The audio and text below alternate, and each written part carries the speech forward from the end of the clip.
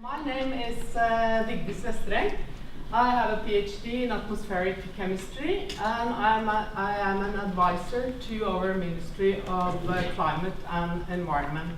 I'm also a co-lead of the Climate and Clean Air Coalition's Pathway Task Team. And I will talk, I give you some examples from Norway and how we do this integrated analysis.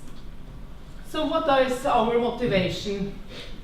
Well, every one of us in this room and all over the globe, we know that climate change is happening. It affects us all, millions of people every day. At the same time, there are millions of people affected by air pollution. As Johan also said, a lot of premature deaths. What do we want? We want robust policies. We do not want policies that you implement one day and the next day you have to reverse it, because we invest a lot of resources in implementing policies both for climate change and air pollution. And it's important that we make these policies right. I will give you one example from Norway where we didn't manage to make it exactly the way it should have been. Back in 2007, we lowered our tax on diesel vehicles. Of course, that was a very good thing for climate, because we all know that you run longer on a liter of diesel than a liter of gasoline. The result was that the amount of diesel cars, new sales, exploded, and people with health issues, they were complaining because we had increased NO2 emissions and increased particulate matter emissions. So then the politicians had to reverse this policy, and of course they lost trust. We do not want to do that. If we do an integrated analysis, taking into account both climate change and air pollution, this can be avoided. We also have a multiple of different goals each country. There are national goals and there are different international agreements. For instance, we have the Paris long-term temperature target, and we have the near-term sustainable development goals target. So we need to keep track of a lot of agreements and goals at the same time. And then it's important to have a system to look at all your pollutants in an integrated way. So what is an integrated analysis? This is a two-in-one solution. We look at both climate and air pollution. We can highlight win-win. There are a lot of cases where we can achieve both benefits for climate and for air pollution, but it's also very important to know that there are also loss-win. Because if there is a loss-win, you might implement this measure anyway, but then you have to do more if the measure, for instance, increase your particulate emissions. Then you have to do a countermeasure in another sector, for instance, to sort of counteract this negative effect of a climate mitigation measure, for instance. So an integrated analysis can answer a multitude of questions, and it also helps us in Norway to prioritize our measures. I will show you an example, generic example of that a little bit later. And we think that an integrated assessment also gives our policymakers a much better basis for their decision making.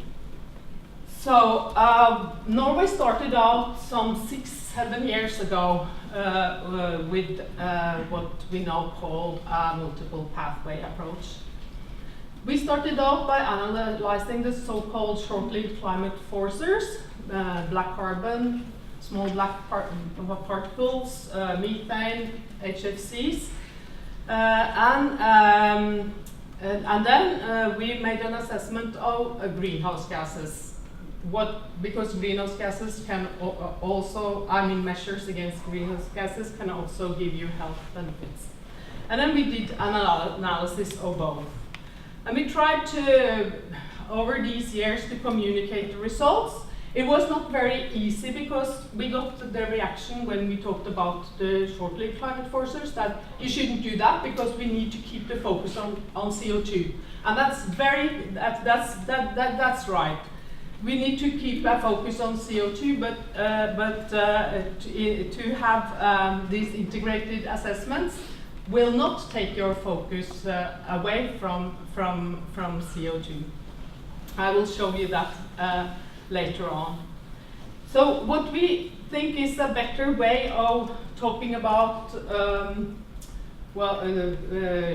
instead of talking about short-lived climate forcers, greenhouse gases, air pollutants, we just talk about climate effect in the near term and in the long term, looking at all the pollutants. We don't mind whether it's a greenhouse gas covered by the Kyoto Protocol or whether it's sulfur emissions covered by the long-range transboundary air pollution convention. So our assessments highlighted many needs to increase the knowledge base, and I'm very happy to say that during these 6 years there has been a lot of progress. Of course there are still knowledge gaps, but I will show you that there has been also a lot of progress. So some results from Norway. We were not really extremely surprised, but it came out very, very clear that our CO2 reductions from the measures we analyzed was the most important measures also when we looked at the climate effect in the near term. The black carbon emissions in Norway. Norway is of course very high up in the north, close to the Arctic white surface, has a higher climate effect per ton because we don't have a lot of emissions. We are only 5 million people. Higher climate effect per ton than the global average. So there is a regionality here. That's a difference from CO2, right? Targeted measures are necessary in order to substantially reduce black carbon, and greenhouse measures may give large health benefits, but not always. And that's also something to keep in mind. A switch to solid biofuels, especially in the cities, if you switch to solid biofuels from fossil fuels, this might be detrimental to health. And health benefits of measures, if you take that into account when you look at the cost of measures, the cost will be substantially reduced. I will give you one generic example of how this might look like if you have the health effects in monetary terms on the x-axis and the climate effect in the near term on the y-axis. These are modeled particularly for Norway. You can see the orange dots, that's different measures, and that, of course, it's depending on how ambitious you are with your measures where these dots will be, but this is just an example. So you see there are a lot of measures on the y-axis. They give 0 health effects according to our analysis. That's some of the methane measures, not all of them, but some of them, the HFCs, the NTO, and some of the biofuels measures. So then you can see on the far right, you can see that residential wood burning gives large health benefits, but not so high near-term climate benefits. So this is the kind of overview you can get when you do this integrated approach. But it's important that this is for Norway. But as it says, one size does not fit all. There are a lot of regional differences in emission inventories and climate impact. And it's important that different countries implement the pathway approach so we can be more familiar with these differences. And we can evaluate what pollutants and sectors that are most important to abate nationally and regionally. It's also, of course, it's important to abate emissions, but that's not the only thing that is important. It's how we do it. Because some of the measures we need to implement to fulfill the Paris Agreement targets will reduce a lot of cooling aerosols.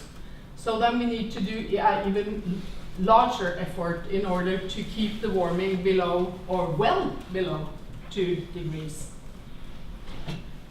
As I said, there has been a lot of progress since we started out with this analysis 6-7 years ago. We now have basically the basis available to undertake these assessments, and the Climate and Clean Air Coalition are willing to help if the tools are there, and the IPCC is also engaging in these short-lived climate forcers by having an expert meeting shortly. There has also been some policy development in Norway. There is Norway submitted on the pathway approach under the Talanoa dialogue, and we have also submitted black carbon and organic carbon emissions under the UNCCC in our national communication. So to conclude, the pathway matters. What we do today will influence us, of course, today, but it will also influence the next generation and the generation after there. So it's important to start right now. It's smart, and we all want to be smart. And we all also want to think about the sustainable development goals. So, as I talked about, the different countries will have different needs, measures, and solutions. I only showed you some brief examples from Norway. And I'm looking forward to listen to Daniel, to his presentation from Ghana.